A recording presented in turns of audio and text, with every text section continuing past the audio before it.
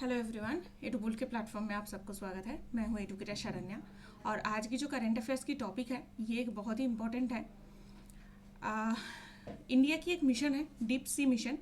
तो उसके लिए इंडिया को कैपेबिलिटीज़ क्या क्या चाहिए एंड उसके चैलेंजेस क्या क्या है, इस सब से रिलेटेड आज बात करेंगे।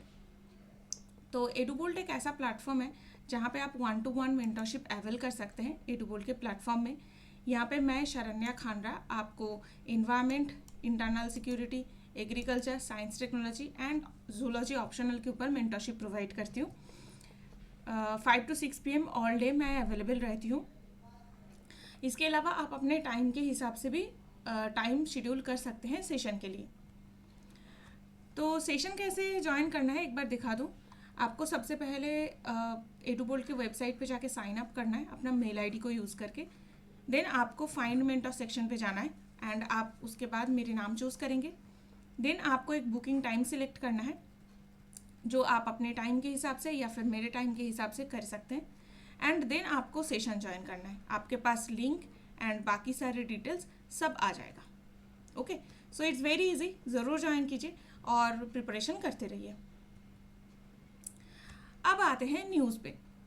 तो न्यूज़ क्या है, इंडिया ने मत्स्य 600 जो सबमिसिबल है उसकी टेस्टिंग कंप्लीट किया है एंड जो केपेबल है 6 किलोमीटर जो सर वाटर है, ओशन वाटर, उसके 6 किलोमीटर अंडर वाटर तक मिनरल्स की एक्सकेवेशन करने में सफल है। तो वो वहाँ तक, ये जो मत्स्य 600 है वो वहाँ तक ट्रैवल कर सकते हैं। इसका इम्पोर्टेंस क्या है? The launch of the first deep sea manned vehicle will put India in A select group of Nations. तो ये नेशंस कौन कौन से हैं? जैसे डेवलप्ड नेशंस है, USA है, रशिया है, जापान, चाइना, ये इस टाइप के जो नेशंस है उसके साथ साथ इंडिया को भी सेम कैपेबिलिटी आ जाएगी। तो सडनली ये डीप सी माइनिंग की ज़रूरत क्यों है और डीप सी क्या होती है, कौन क्या करता है, इसके बारे में अब देखते हैं। तो इंडिया की अगर कोस्ट की बात करें तो हमें पता है कि साउदर्न इंडिया या फिर साउथ वेस्टर्न पूरा ही पार्ट कोस्ट लाइन से भरे हैं। तो कोस्ट या फिर बेस लाइन से, बेस लाइन एक्चुअली टाइड और हाई टाइड और लो टाइड के बीच में जो एरिया है उसका एवरेज लिया जाता है, वो है कोस्ट या फिर बेस लाइन। उसके 12 माइल आगे तक जो एरिया होता है वो है टेरिटोरियल सी। इसके ऊपर जो कंट्री है उसकी कंप्लीट सॉवरेनिटी रहता है। वहाँ पे जो कंट्री की लॉज है वो वहीं पे फॉलो होती है। नेक्स्ट आते हैं कंटेजियस जोन। ये इस पे सॉवरेनिटी कंप्लीट नहीं होता बट हाँ एक बफर एरिया की तरह वो काम करता है। नेक्स्ट आते हैं कंटेजियस जोन से 200 माइल तक, 200 नॉटिकल माइल तक क्या होता है, EEZ, exclusive economic zone. This is EEZ। मतलब क्या है कि इसके ऊपर कंट्री की माइनिंग के लिए, एक्सप्लोरेशन के लिए कंप्लीट राइट है, बट जो ओशन वाटर है एंड जो सी है, स्काई है, सी के ऊपर जो स्काई है उसके ऊपर राइट नहीं है। तो अगर एक्सक्लूसिव इकोनॉमिक जोन के ऊपर किसी दूसरे कंट्री का कोई शिप है तो आप उसको भगा नहीं सकते या फिर उसके ऊपर कोई अपना लॉ नहीं लगा सकते। सिमिलरली अगर जो EEZ के ऊपर जो स्काई है उस स्काई पे भी कंट्री की राइट नहीं है। वहाँ पे दूसरे कंट्री की जो भी शिप्स होते हैं, आई मीन प्लेन्स होते हैं, एयरशिप्स होते हैं, वो जा सकते हैं एंड वहाँ पे कोई दिक्कत नहीं है, ठीक है। बट हाँ, माइनिंग एक्टिविटी के लिए ये 200 नॉटिकल माइल तक अगर कोई भी इसके बीच में एरिया है तो कंट्री को उसके लिए लाइसेंसिंग की ज़रूरत नहीं है। वो कंट्री की खुद की एरिया है, वहाँ पे माइनिंग कर सकते हैं। बियॉन्ड 200 नॉटिकल माइल क्या होता है? बियॉन्ड 200 नॉटिकल माइल जो एरियाज है उसे हाई सी कहते हैं। हाई सी एक ग्लोबल कॉमन है, मतलब इस एरिया पे हर एक कंट्री का सेम राइट है, इसको कोई मिलिटराइज नहीं कर सकता, इसको कोई जानबूझ के पॉल्यूट नहीं कर सकता, इस पे कोई कंट्री अपना लॉ नहीं लगा सकता। तो वो ग्लोबल कॉमन एरियाज होते हैं। जैसे अंटार्कटिका एक ग्लोबल कॉमन है, आउटर स्पेस एक ग्लोबल कॉमन है, एंड हाई सी है। तो ये हाई सी के एरियाज में कोई भी स्पेसिफिक कंट्री की लॉज नहीं चलता। तो यहाँ पे अगर माइनिंग करना है तो लाइसेंसिंग कौन करता है? ये लाइसेंसिंग करता है इंटरनेशनल सीबेड अथॉरिटी। और ये जो डिवीजन बने हुए हैं, territorial sea, contiguous zone, exclusive economic zone, ये कौन करता है? ये उन clause, United Nations law of the seas. ठीक है, तो ये जो उन क्लॉज होते हैं वो ये सारे जो डेफिनेशन है उसको क्रिएट किया है। एंड कोई भी अगर डिस्प्यूट होता है तो उन क्लॉज के लॉ के हिसाब से उसका रिड्रेसल होती है। ठीक है, एंड आपको याद रखना है कि हाई सी में जो बहुत ही डीप एरियाज है वहाँ पे माइनिंग के लिए लाइसेंस कौन देता है? International seabed authority, only for research and development. Commercial mining की लाइसेंसिंग नहीं देता है आईएसए। इंटरनेशनल कमर्शियल माइनिंग की कोई लाइसेंस नहीं देता, only for research and development आपको मिल सकता है। ओके, तो अब आते हैं डीप सी मिशन क्या है। क्योंकि ये जो मत्स्य 600 था, मत्स्य 600 सबमर्सिबल है, ये डीप सी मिशन का एक पार्ट है। तो डीप सी मिशन या फिर डॉम एक एम्बिशियस इनिशिएटिव है मिनिस्ट्री ऑफ आर्थ साइंस का, जो डीप सी एक्सप्लोरेशन के लिए कैपेबिलिटीज एंड टेक्नोलॉजी को डेवलप करना चाहता है। ओके, तो डॉम एक इतना ही एम्बिशियस इनिशिएटिव है कि ये prime minister science technology and innovation advisory council का मिशन है। तो ऐसे department of science technology, department of art technology या फिर डिपार्टमेंट ऑफ एजुकेशन, इस टाइप के कोई छोटे मोटे मिशन नहीं है। ये prime minister science technology and innovation advisory council की खुद की मिशन है।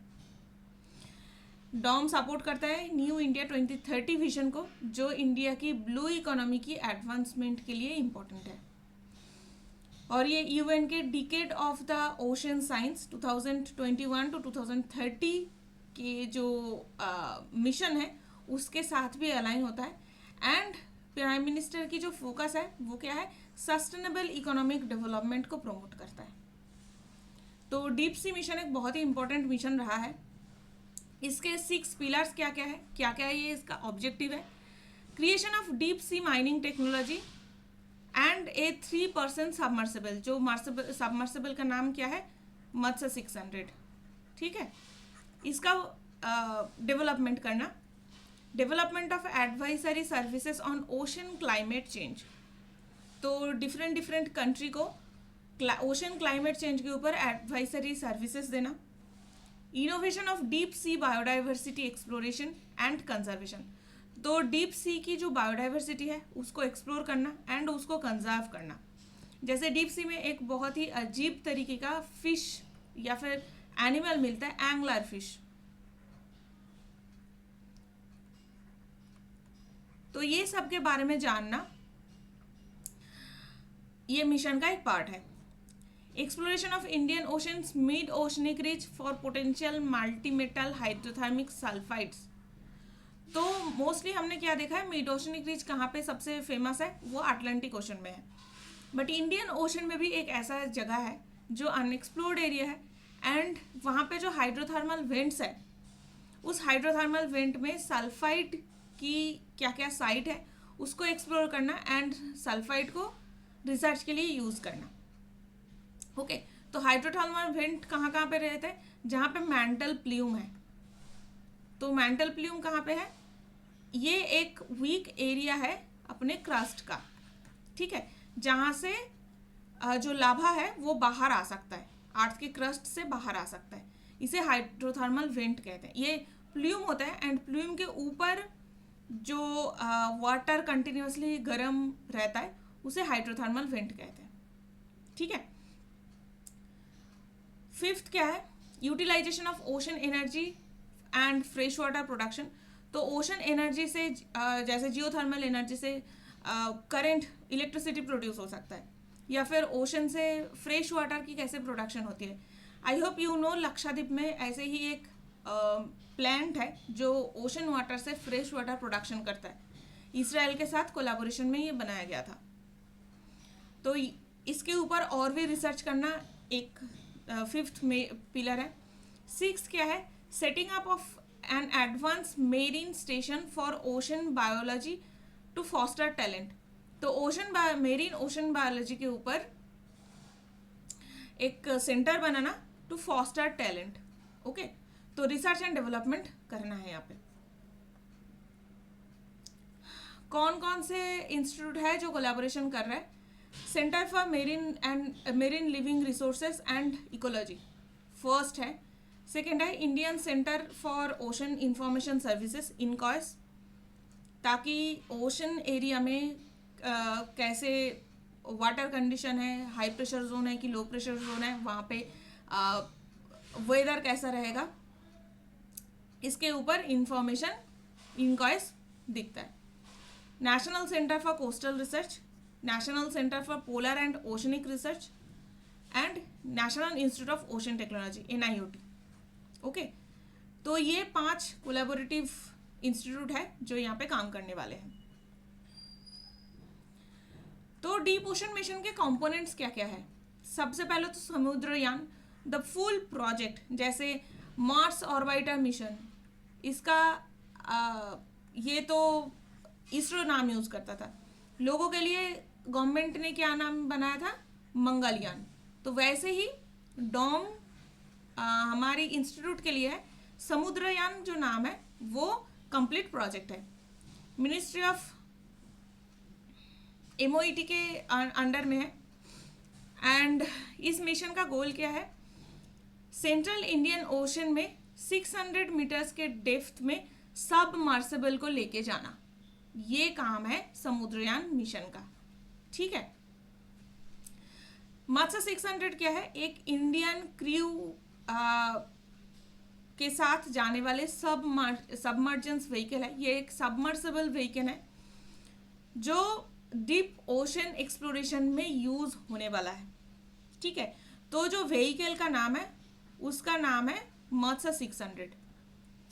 वराह क्या होता है? इंडिया की डीप ओशन माइनिंग सिस्टम है जो national institute of ocean technology से बनाने वाले हैं। अंडर वाटर एक माइनिंग सिस्टम है। तो इसमें अगर आप एक चीज देखें, ये बहुत ही फैसिनेटिंग चीज है। ये जो मत्स्य है, बराह है, ये सारे विष्णु के अवतार का नाम है। मत्स्य क्या है? विष्णु का फर्स्ट अवतार था जो पानी में रहता था। वराह क्या है?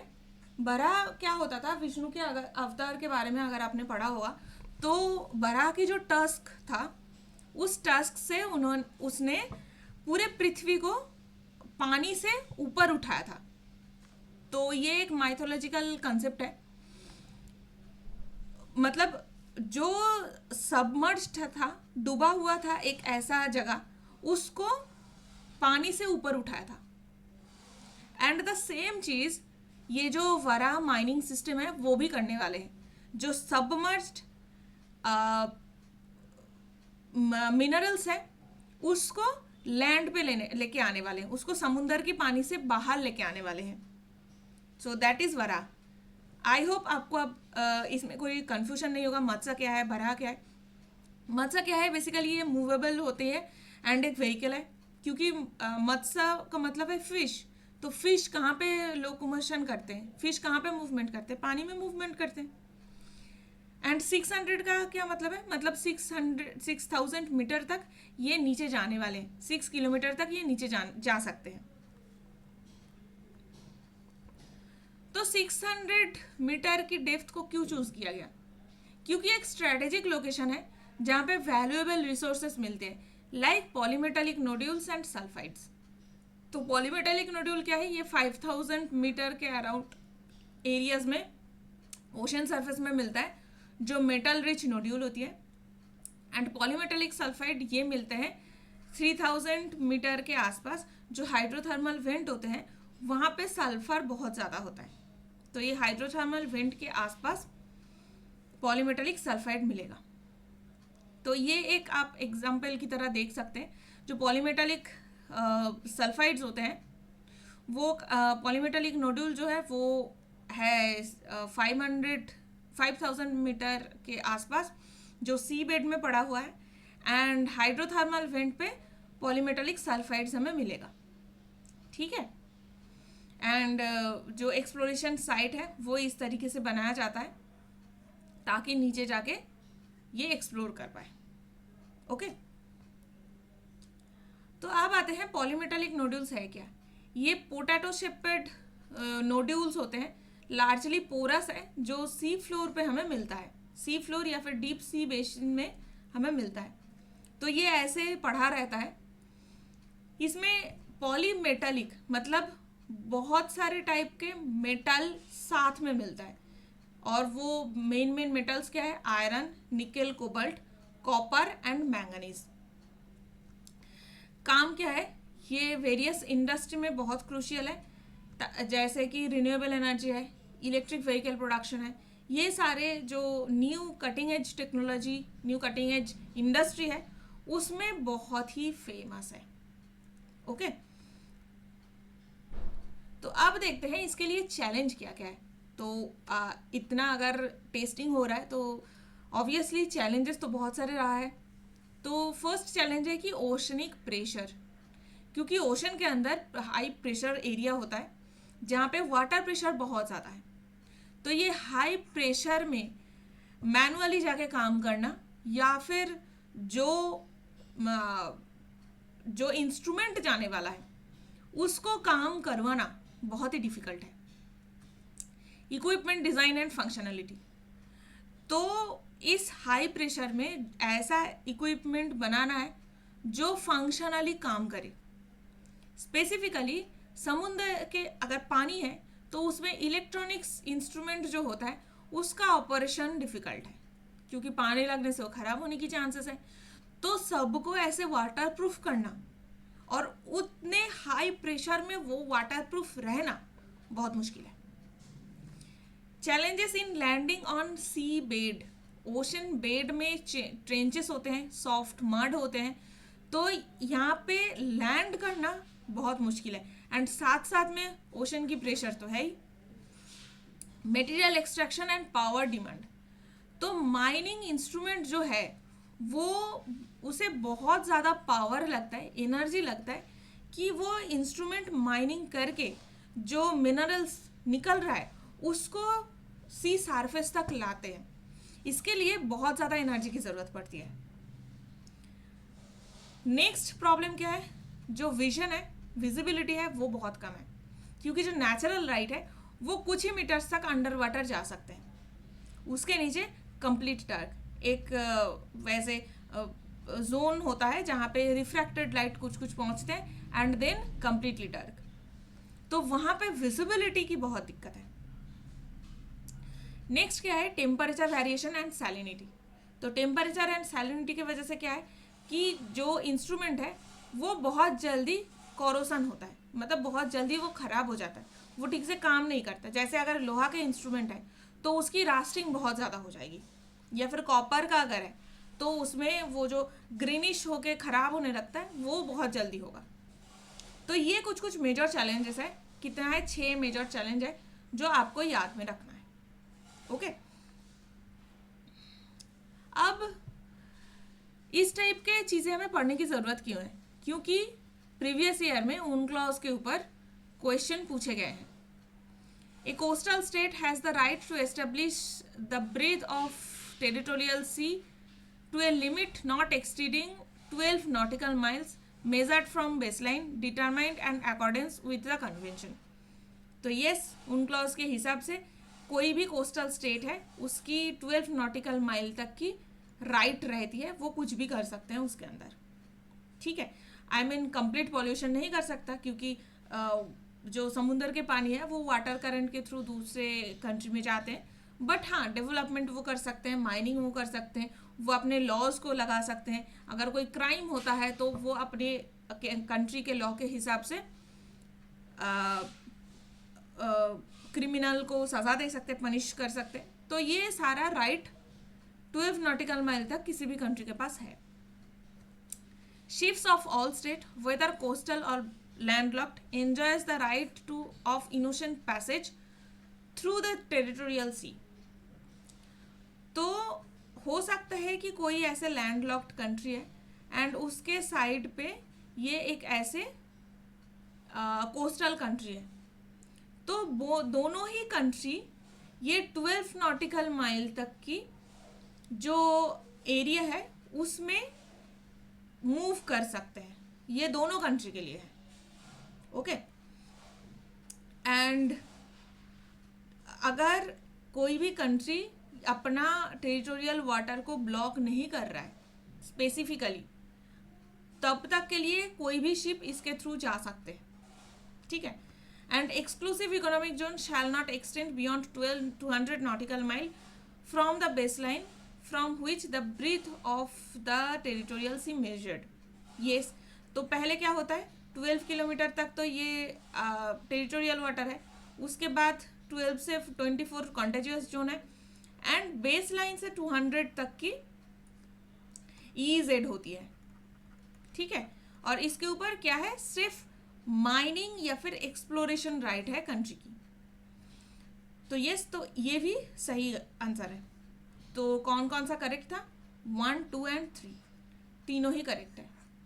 और हमें याद क्या रखना है कि UNCLOS लाइसेंस नहीं देता है माइनिंग के लिए, वो इंटरनेशनल सीबेड अथॉरिटी देते हैं. ओके. तो इस टाइप के क्वेश्चंस आते हैं. डीप ओशन मिशन बहुत ही इंपॉर्टेंट है, इसको याद ज़रूर रखना, 25 के प्रीलिम्स के लिए आ सकता है. So that's it for the day. अगर आपको ये वीडियो पसंद आई है तो सिमिलर सेशन के लिए मेरे साथ ज़रूर एडुगोल्ड IAS के ऐप में जुड़ सकते हैं, जो गूगल प्ले स्टोर और ऐप स्टोर दोनों में अवेलेबल है. इसके अलावा आप एडुगोल्ड की टेलीग्राम चैनल को ज़रूर ज्वाइन कीजिए, आपको कंटिन्यूअस अपडेट मिलता रहेगा. मेरे साथ प्रिपरेशन करने के लिए preparation@ease नाम की एक टेलीग्राम चैनल है, जो मेरी खुद की चैनल है. यहाँ पे UPSC के साथ साथ जो 1 डे एग्ज़ाम्स होते हैं, जैसे SSC, बैंकिंग, इस टाइप के एग्ज़ाम के लिए भी मैं प्रिपरेशन में हेल्प करती हूँ. इसको भी आप ज़रूर ज्वाइन कीजिए. That's it. अगर आपको वीडियो पसंद आई है तो इसको लाइक कीजिए, अपने दोस्तों के साथ शेयर कीजिए एंड सब्सक्राइब कीजिए to Edugold IAS. Good luck everyone.